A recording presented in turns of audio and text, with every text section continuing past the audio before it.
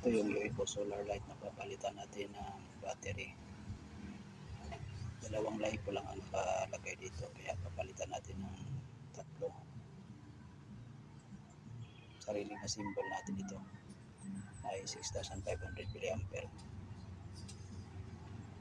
Mas maganda kasi ang sarili na symbol kaysa dito sa binibili online.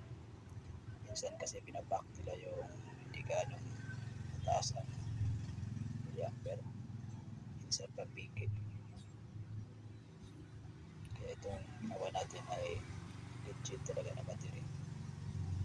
Lagyan din natin ito ng BMS. Itong dalawa, separate ang BMS nito sa isa at sa dalawa. Bali 12 amperes dito sa single battery at 20 amperes naman dito sa double.